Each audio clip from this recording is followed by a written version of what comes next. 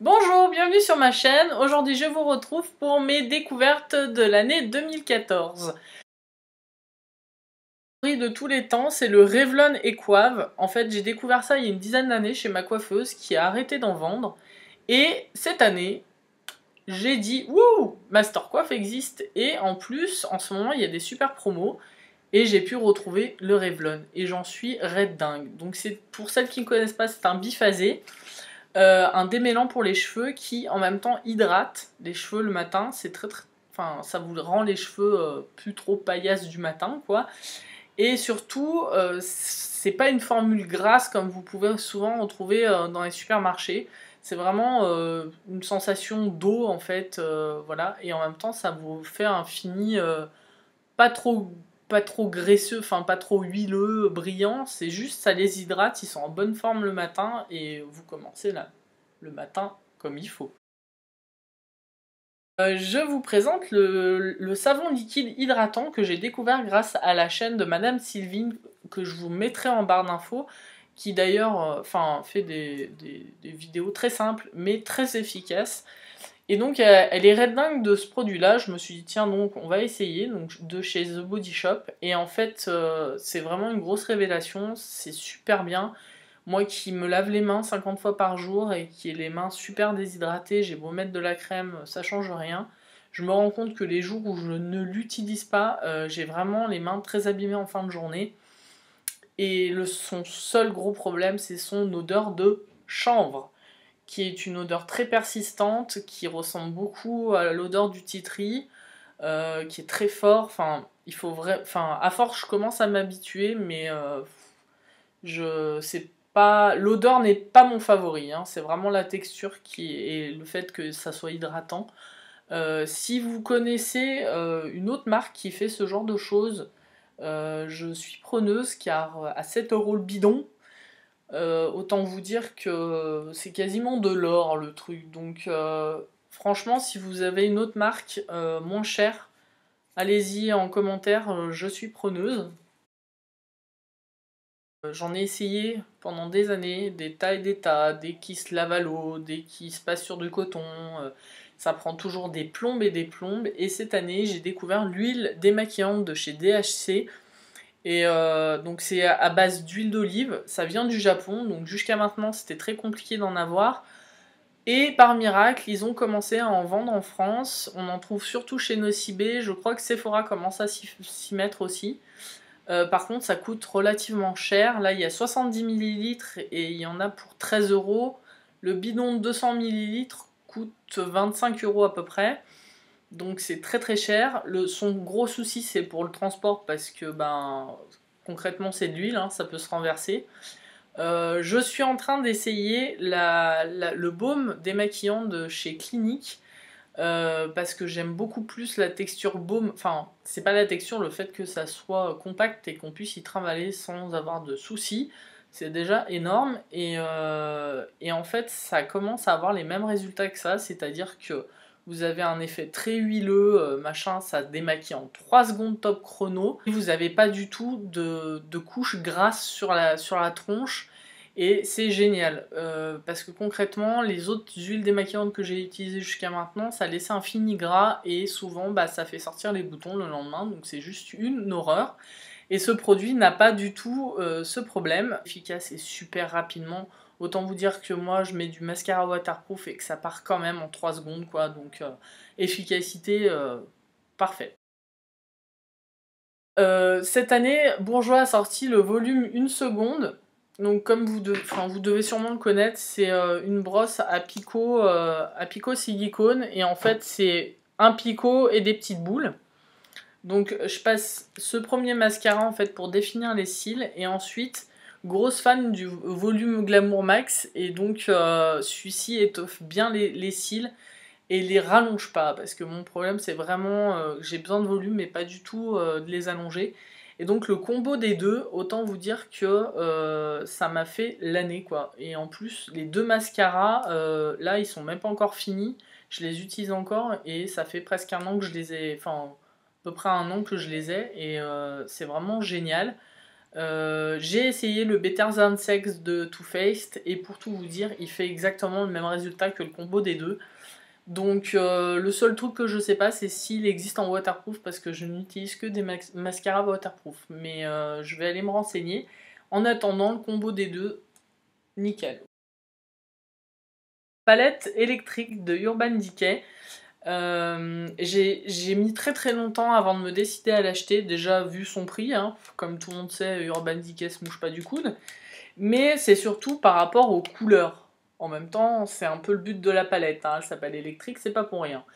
J'ai hésité très très longtemps parce que je me suis dit, qu'est-ce que je vais bien pouvoir faire de ça? J'adore Urban Decay, la palette était vraiment magnifique, le boîtier est magnifique.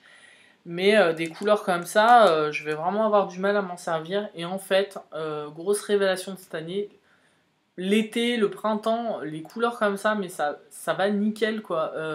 Même avec un rouge orangé comme ça, vous passez pas du tout pour un lapin à la myxomatose, hein, avec les yeux rouges, super bizarre. Vous avez vous pouvez faire vraiment des mélanges qui paraissent vraiment saugrenus comme ça, mais qui passent très très très bien. Après, moi souvent je l'utilise avec une naked ou une autre plus simple en base et après je rajoute des couleurs par-dessus. Mais comme vous pouvez le voir, j'ai quand même pas mal gratté dedans cet été et l'espèce de vert jaune là, grosse révélation, pareil, il est génial en coin interne en fait, il paraît plus jaune pâle que vert, parce que là il paraît quand même bien vert. Mais en fait, à l'application, je vais vous faire un petit swatch. Vraiment, il fait plus dans le jaune que dans le vert. Et en fait, il a des petites paillettes, vous voyez. Il est jaune très, très pâle en fait. Et donc en coin interne, ça change un peu du blanc, du blanc ou des couleurs très claires. Donc je trouve que c'est sympa. Et j'ai hâte qu'on soit au printemps pour la ressortir. Franchement, je me vois pas la mettre maintenant, hein, mais au printemps-été, elle est juste parfaite. Les sourcils, pareil, je vous en avais fait dans mes favoris, je vous en avais parlé, de Bobbi Brown et de Bobbi Brown sur Lyon, le magasin, qui sont super pros. Surtout, n'hésitez pas à y aller, ils savent de quoi ils parlent, ils savent choisir les couleurs, et qui aurait cru que pour mes sourcils, il me faille un taupe? Pas moi, et sûrement pas vous, donc comme vous pouvez voir, il est bien bien entamé. Et le combo des trois, enfin entre le pinceau qui est quand même vachement plus simple d'utilisation qu'un petit goupillon, en plus le goupillon vous le retrouvez après dans le gel à sourcils, donc franchement c'est top. Certes le pinceau coûte très cher à l'investissement, mais vous pouvez le garder un bon moment de votre vie à mon avis, hein. Et enfin après le fard, Bobbi Brown ou pas, vous en trouvez ailleurs. Mais c'est vrai que eux vous trouvent vraiment la teinte parfaite, adaptée à votre couleur, quoi. Et puis Bobbi Brown, grosse révélation aussi, quoi. Ils ont des trucs de fou. Moi qui étais persuadée que c'était réservé aux couleurs de peau très très mates, voire noires, pas du tout. C'était une vieille. Ça fait partie de l'ancienneté en fait de l'entreprise et ils ont beaucoup amélioré leurs produits depuis et ils font pour les couleurs très pâles maintenant. Pour les sourcils aussi, je vous recommande à 100% les Brow Bars de chez Sephora by Benefit. J'y vais pas tous les mois parce que 22 € c'est quand même voilà, très cher. Tous les 2 mois c'est bien.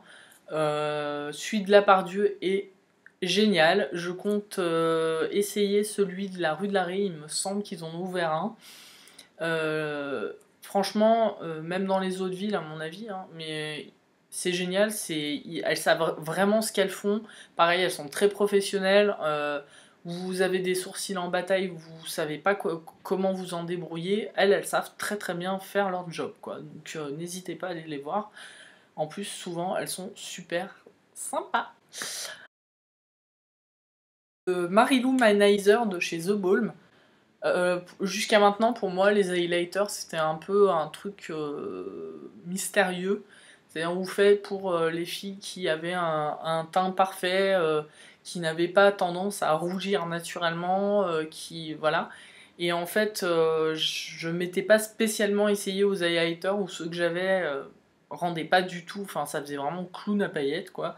Et celui-ci, c'est juste de la bombe. Alors le mien, il a un peu fait la guerre cet été, parce qu'à force de le trimballer, bah, il s'est cassé. Donc je suis très très malheureuse. Mais à mon avis, avec ce qui me reste, j'ai encore de quoi tenir 10 ans.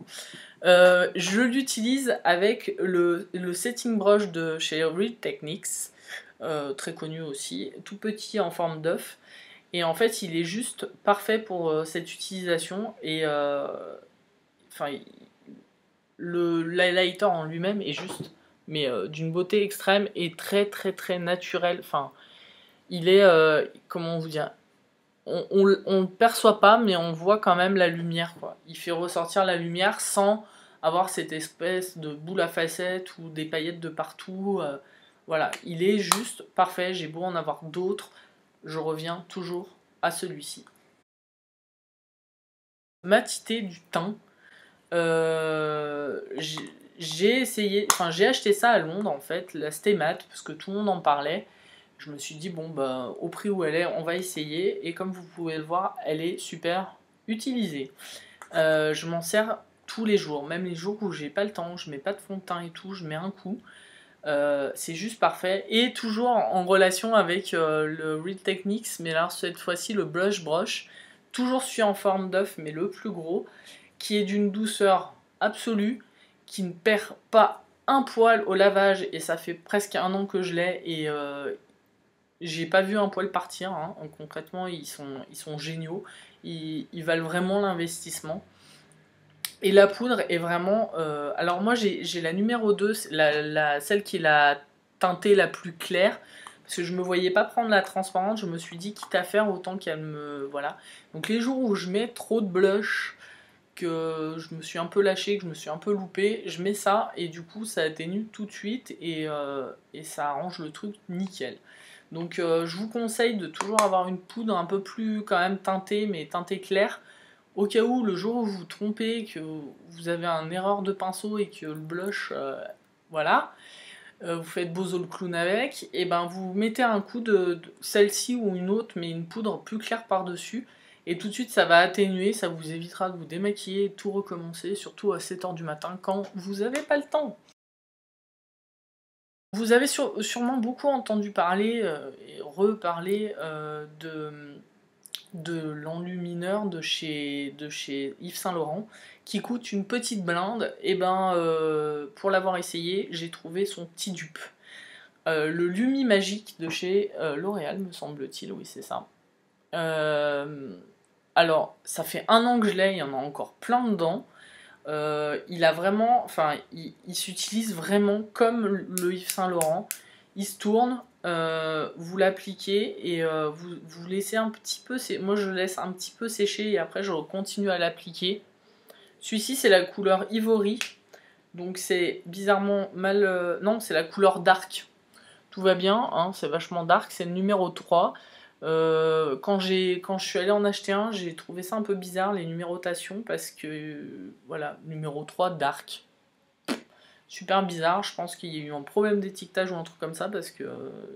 ou alors, enfin, je sais pas comment ils ont fait leur compte chez L'Oréal, mais il y a un petit bug sur la couleur quand même.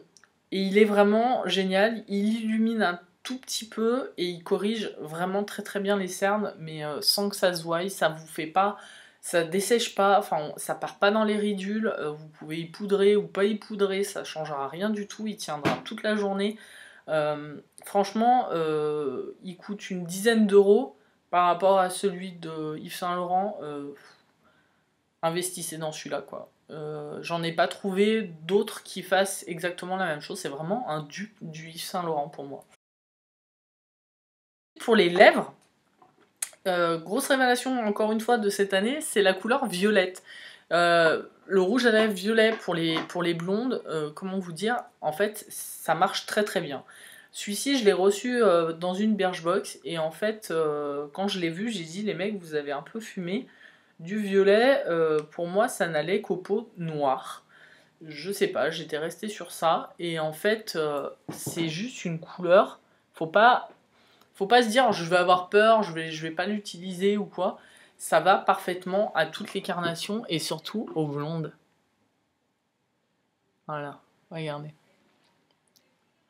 C'est parfait. Enfin, vraiment le violet pour les lèvres. Franchement, j'aurais jamais eu l'idée d'acheter un rouge à lèvres violet. Et depuis, je cherche un rouge à lèvres violet qui tienne un peu mieux que celui-ci parce que ça, c'est le la Kenko. Il tient pas bien, il ressemble plus à un entre le gloss et le baume à lèvres. Enfin, voilà, faut vraiment. D'ailleurs, je l'ai bien entamé parce qu'en fait, il faut en remettre toute la journée. Et moi, ça m'énerve. Donc, je cherche un peu un dupe de celui-ci en version rouge à lèvres qui tienne.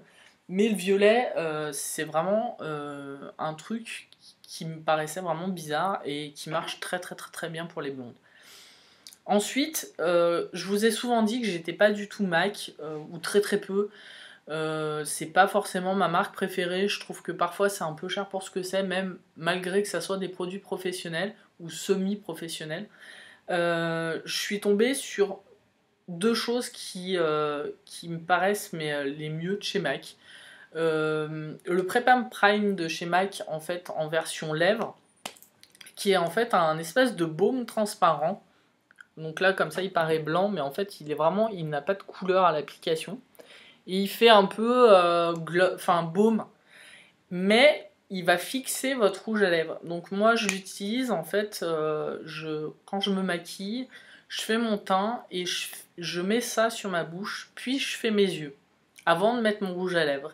Du temps qui s'imprègne un peu de mes lèvres, et après, je mets mon rouge à lèvres. Et cette année, j'ai passé cet été un petit moment chez MAC, je crois que j'y suis bien resté 1 heure, et j'ai tout essayé. et en fait, celui-ci, donc c'est le Lustering dans la catégorie lustre, et en fait, voilà, je sais pas pourquoi il est écrit bizarrement, le mien, mais enfin bon, bref.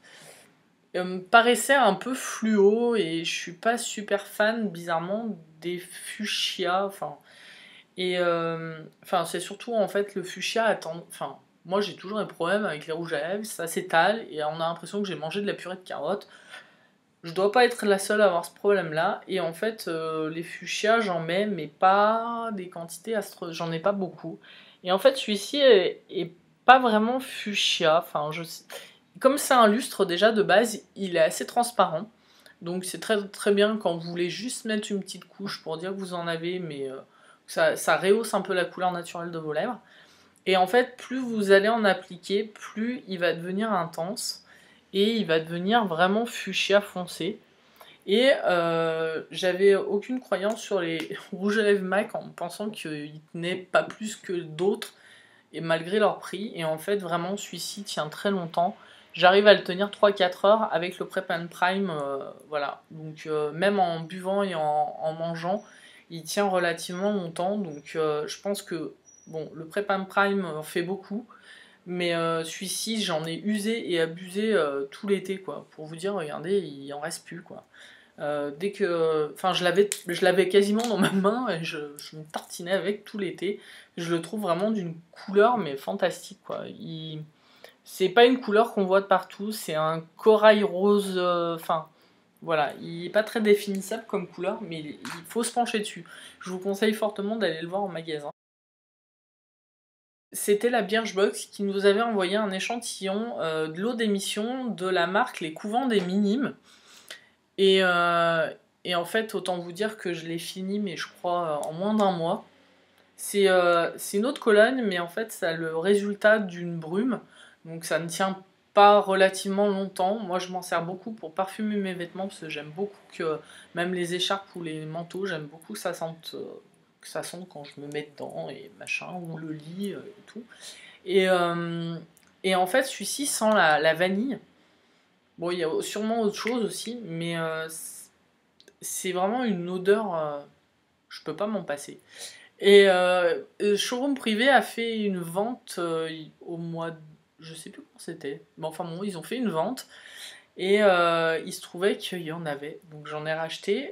Par contre, très très pratique, ils ont vendu le spray avec.